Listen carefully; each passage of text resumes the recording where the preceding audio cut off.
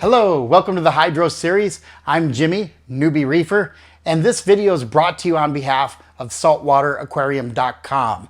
Now it's right there in the title. Today we're going to be talking about the CoralView HYDROS Wi-Fi Power Strip.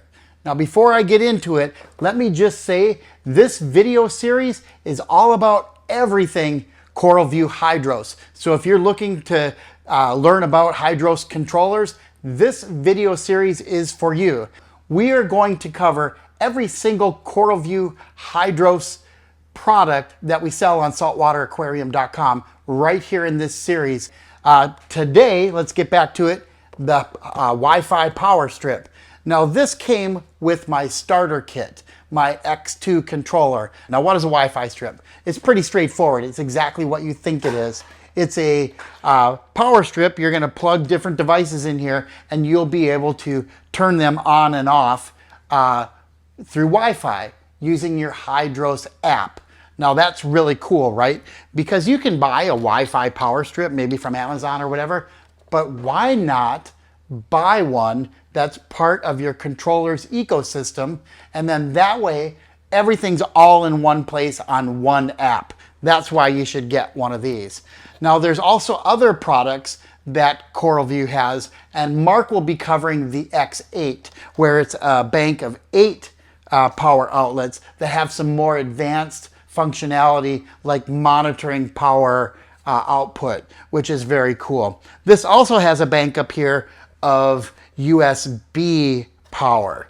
Now I don't have any devices, I think, that are powered by USB ports, but I did see a fish feeder that we can automate and I can control from right here. So I got to pick one of those up, automate some fish feeding. That's cool, right? So we'll link to that. Now this bank is either on or off all of them. That's the only way you can control these 4 power strips according to the manual when I was looking at it. And then these ones down here, you can program different devices to them and name them. And I'm going to show you how to do that. So before we get into step-by-step instructions how to set this thing up, I also want to show you, this comes with a really cool bracket, and this is also that something special that separates this from one that wasn't maybe specifically designed for your aquarium, because this is a really nice mounting bracket that you can mount down in your sump area or whatever, so you can clip this on. Now for me, this has a nice flat back. I'm going to be using 2-sided tape because I'm still adding devices, and I don't really have a permanent setup down under my sump yet, because I'm still deciding what I want to add and what I want to automate. So right now I'm going to use 2-sided tape, but the bracket's a pretty sweet deal. So let me go over to my computer and we'll go on the CoralView website and we'll pull up their manual. Now if you are figuring, how do I pull up the manual? It's cool. On every CoralView product, there's a QR code. Just scan this with your smartphone, takes you right to the online manuals, and then we're just going to follow the step-by-step instructions. So let's do that together right now and set this up. Okay, so you can scan the QR code and it'll bring you to the online manual section of the CoralView website. I pulled it up here on my computer and I'm going to go ahead and hit control. All the manuals for all of their products are right there online and they're super easy to follow. So here they are all listed in the HYDROS control. I'm going to scroll down till I find the product that I'm working on, which is the Wi-Fi Power Strip. So I click on it, there it is. It's that simple. And then you just follow the directions. And there's a tip right at the top, read that. To avoid unnecessary frustrations, please follow the instructions in the exact order as described below. Don't mess that up. There's a tip right at the top. Follow the instructions. Maybe you don't use instructions, but follow the instructions and avoid the headaches. So here we go. Now right at the top of the manual, it says things you need to get started. Obviously you need your Wi-Fi strip, but then you also need a HYDROS controller.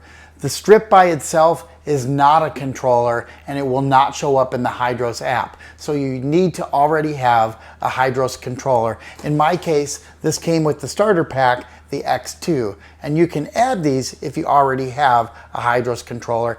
Any HYDROS controller, this will show up in the app. So first we want to open the app. Now from the status screen, it tells us to tap on the 3 horizontal dots. But in this case, I don't have any Wi-Fi devices yet, so I'm going to hit the plus sign. And then when I hit the plus sign, this screen comes up and says create a Wi-Fi device.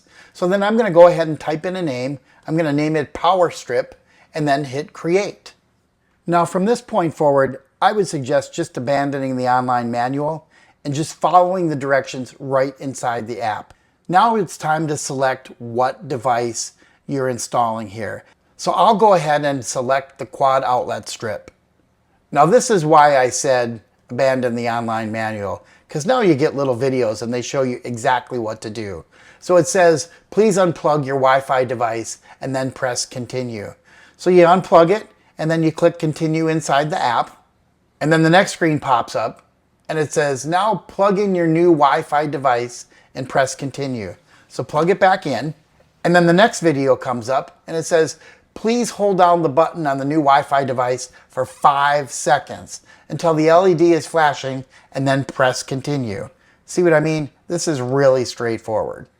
The next screen you'll see is a progress bar with your link in progress. Now your new Wi-Fi device is linking to your home Wi-Fi network and your HYDROS controller. Once it's all linked up, you'll get a screen that says link successful. And now it's time to configure your Power Strip outlets. On this screen, I'll go ahead and tap on Power Strip number 1. That's my number 1 outlet. It's currently unused. And then a screen will pop up and it'll be create an output. So this output, I'm going to go ahead and name, let's name this one Carbon Reactor. This will be my media reactor. And then I'll go ahead and look at what type it is. And I'll scroll down here and look for a media reactor. Now I do see some reactors here, but I don't see one for carbon. So I'm going to go ahead and select generic, because all I needed to do is turn it on and off and see that it's running. And then I'll be able to go ahead and hit schedules and things like that in the generic settings. So then I've got that, and I'll go ahead and upload my changes. Then I'll go back to the screen to make another output. Now this one, I'll use my outlet number 2, and this one I'm going to set up as my skimmer. So I'll go ahead and type in skimmer, and then I'll see what type it is, and I'll scroll through the list until I find protein skimmer. I'll select that, and then it automatically gives me some presets, which is pretty cool. I can go ahead and set up my protein skimmer. It also gives me a really cool icon on my status screen showing me a protein skimmer. That's pretty neat. So now I can go ahead and select what active modes I want. Do I want it on during feeding, normal, water changes, that sort of thing. And then down on the bottom, I can check advanced settings, and it gives me options for my minimum time on or time off. And I can go ahead and set some settings here. So you can see there's a lot you can do inside here. And there's a lot of different devices you can plug in and select as type that will have presets for them. It's very, very cool. And there you have it. I've set up my Wi-Fi power strip. And I have to tell you, it was pretty easy and totally awesome. I was really excited to see that I could select different types of devices and there were already presets in there. Makes it super intuitive, and then it shows you all these different ways you can control your devices, and even has things where you can add other inputs, like if I wanted to have a level sensor on my skimmer, it would also be right there on my power strip in my skimmer controls. Very, very cool. So I just have to say, I'm really excited about having a HYDROS controller because I'm going to be traveling next month. My daughter's going to be house sitting, and I can be able to help her out by looking on my HYDROS app, see things that are going on in there, and be able to even turn things on and off remotely for her if she needs any help. That's a cool thing, reason to have a controller. The other thing I wanted to mention before I go is on the HYDROS website, there's a tab at the top for community. And it is unbelievable how much support you can get. There's a Facebook group, there's a user group, online forum, and then down at the bottom of the page, you can just click on here and get support right from CoralView directly. Hey, thanks for joining me. I hope you're enjoying this series, and I hope you stay tuned for more that we're going to bring you. That's all I have for you this week, and we'll see you on the next one.